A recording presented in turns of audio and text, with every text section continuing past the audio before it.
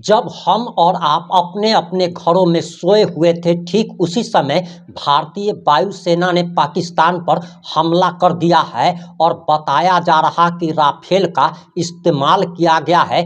30 ठिकानों पर बमबारी की गई है और इसमें बताया जा रहा कि सैकड़ों पाकिस्तानी आतंकवादियों की मौत हो गई है और इस ऑपरेशन का नाम ऑपरेशन सिंदूर दिया गया है। जी हां, जिस बात का इंतजार किया जा रहा था, मोदी ने ठीक वही सख्त कदम उठाया है और मोदी ने कहा था कि आतंकियों को, इस्लामी आतंकियों को मिट्टी में मिला दूंगा और मिट्टी में मिलाने की तैयारी ना सिर्फ शुरू हो चुकी है बल्कि आपको बताते चले कि भारतीय सेना ने एयर स्ट्राइक की है और पाकिस्तान पर यह करारा हमला हुआ है। बताया जा रहा कि राफेल का इस्तेमाल किया गया है। भारत ने 24 मिसाइल दागी है, भारत की तरफ से 24 मिसाइल दागी गई है। वहीं आज देश भर में मॉक ड्रिल होने वाला है, यानी कि पाकिस्तान ये अंदेशा लगाए हुए था कि 7 मई के बाद हमला होगा, लेकिन 7 मई से पहले ही हमला हो गया है। सैकड़ों आतंकवादियों की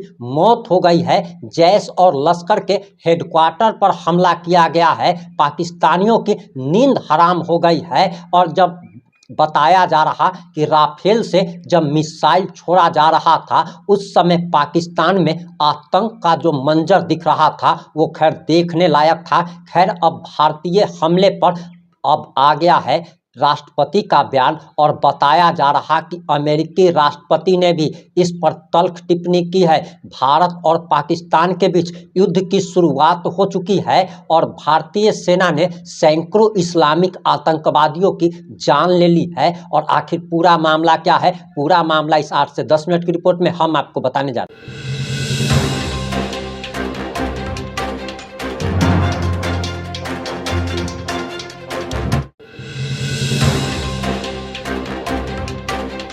नमस्कार, मैं प्रिंस कुमार सिंह और आप देख रहे हैं पॉजिटिव इंडिया। अगर अभी तक आपने चैनल को सब्सक्राइब नहीं किया है तो खबरों से अपडेट रहने के लिए कृपया चैनल को सब्सक्राइब कर लीजिए और जो लोग भी ऑलरेडी कर चुके हैं उन तमाम लोग को सहृदय धन्यवाद। अब वापस आते हैं अपनी खबर पर और पहलगाम हमले का बदला भारत ने ले लिया है और जो रिपोर्ट्स के अनुसार अभी अभी जो जानकारी आ रही है, बताया जा रहा कि रात के 2 बजे में पाकिस्तान पर भारतीय वायुसेना ने एयर स्ट्राइक किया है और इस एयर स्ट्राइक में 36 मिसाइलें दागी गई है। बताया जा रहा कि पहलगाम हमले के 15 दिन बाद भारत ने पाकिस्तान और पाकिस्तान अधिकृत कश्मीर POK में 9 आतंकी ठिकानों पर एयर स्ट्राइक की है और ये हमले रात 2 बजे ऑपरेशन सिंदूर के तहत बहावलपुर, मुरीद के बाद कोटली और मुजफ्फराबाद में किए गए हैं। ये वही ठिकाने हैं जहां से भारत पर आतंकी हमलों की साजिश रची गई थी और उन्हें अंजाम दिया गया था।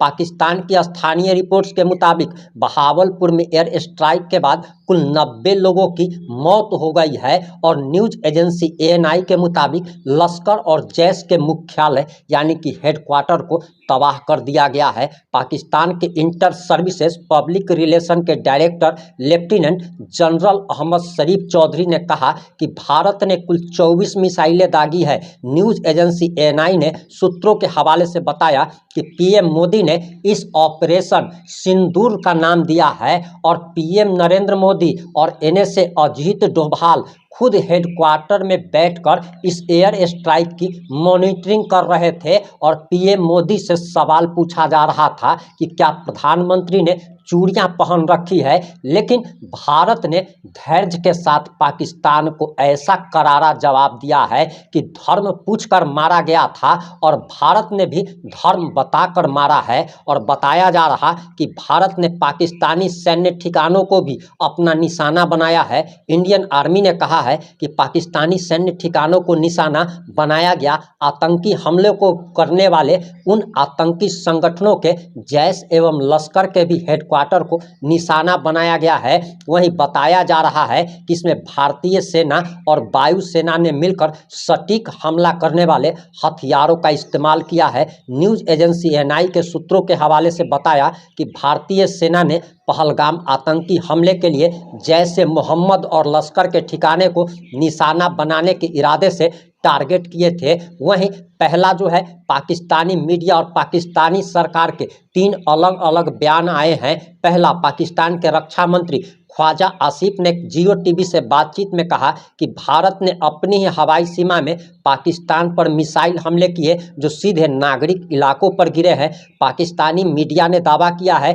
कि हमले के दौरान पाकिस्तानी सेना ने 5 भारतीय फाइटर जेट को गिरा दिया है, मस्जिदों को भी निशाना बनाया गया है और पाकिस्तान ने एलओसी के पास भारतीय चेक पोस्ट तबाह कर दिए हैं। वहीं तीसरी खबर जो पाकिस्तानी मीडिया के अनुसार आ रही है, पाकिस्तानी मीडिया में अभी खलबली मची हुई है और आपको बताते चले कि पाकिस्तान को ऐसी उम्मीद ही नहीं थी कि भारत 7 मई से पहले हमला कर सकता है, लेकिन भारत ने 7 मई से पहले हमला कर दिया है। और जब दुश्मन असावधान हो उस समय हमला कीजिएगा तो दुश्मन को क्या होता है वो समझ में आ रहा है। पाकिस्तान ने भारत के हमलों के तुरंत बाद लोकेशन और मरने वालों की संख्या को लेकर सुबह 5 बजे तक अलग अलग दावे किए हैं।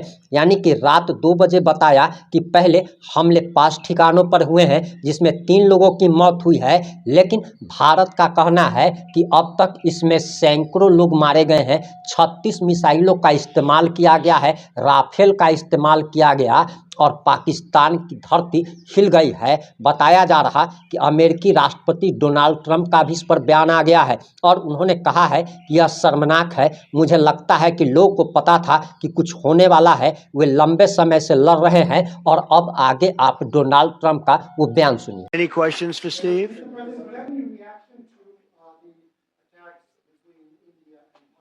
No, it's a shame. We just heard about it just as we were walking in the doors of the Oval. Just heard about it.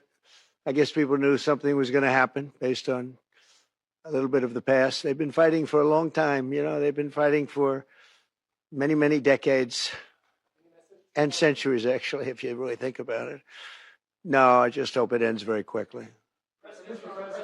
अब ये सवाल पूछा जा रहा कि आखिर भारतीय वायुसेना ने पाकिस्तान के ये 9 ठिकानों को ही क्यों निशाना बनाया, तो इसके बारे में भी जरा जान लीजिए। पहला ठिकाना है बहावलपुर, जो कि अंतर्राष्ट्रीय सीमा से लगभग 100 किलोमीटर दूर जैश ए मोहम्मद आतंकी संगठन का हेडक्वार्टर बताया जाता है। वहीं मुरीद के सांबा से 30 किलोमीटर दूर लश्कर ए तैयबा का शिविर है और मुंबई हमले के आतंकी यहीं से आए थे। वहीं गुलपुर, जो कि एलओसी पूछ राजौरी से 35 किलोमीटर की दूरी पर है और 20 अप्रैल 2023 को पूछ और 24 जून को तीर्थयात्रियों की बस पर जो हमला हुआ था अमरनाथ यात्रा में, वो यहीं से साजिश रची गई थी। वहीं सबाई, जो कि पीओजे के तंगधार सेक्टर के 30 किलोमीटर दूर लश्कर का शिविर है और बताया जाता है कि 24 अक्टूबर को गुलमर्ग और 22 अप्रैल 2025 को पहलगाम हमले की साजिश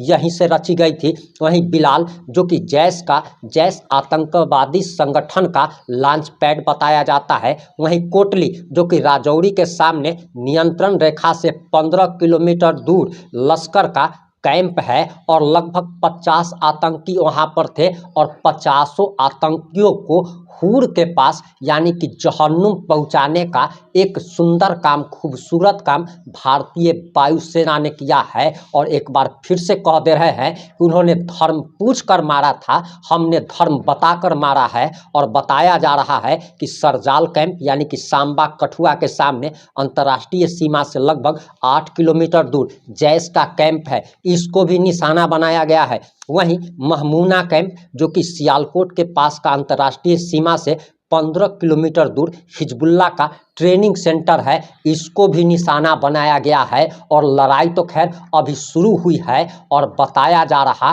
कि भारत आगे भी ऐसे कई एयर स्ट्राइक करेगा। एयर स्ट्राइक ही नहीं बल्कि भारतीय थल सेना ने भी जमीन पर लड़ने की तैयारी कर ली है। बताया तो यहाँ तक जा रहा कि भारतीय पाकिस्तान सीमा पर 4 लाख सेना के जवानों की तैनाती की गई है। और भारत ने आखिर इतना समय क्यों लिया, 13 दिन आखिर इंतजार क्यों किया, तो इसके बारे में कहा जा रहा कि प्रधानमंत्री नरेंद्र मोदी ये चाहते थे कि सेना पूरी तैयारी के साथ इस जंग में उतरे और इसीलिए ये देरी हुई। और अब जो शुरुआत हो चुकी है पाकिस्तान के अंत के साथ नामो निशान मिटाए जाने तक ये जंग जारी रहेगी। और एक बार फिर से सुन लीजिए कि उन्होंने धर्म पूछ कर मारा था, हमने धर्म बताकर मारा है, और बदला तो ऐसा लिया जाएगा कि पाकिस्तान की आने वाली 7 पुश्तें भी इस जख्म को भूल नहीं पाएगी। जुड़े रहे हमारे साथ, हमारी नज़र सारे मामलों पर बनी हुई है,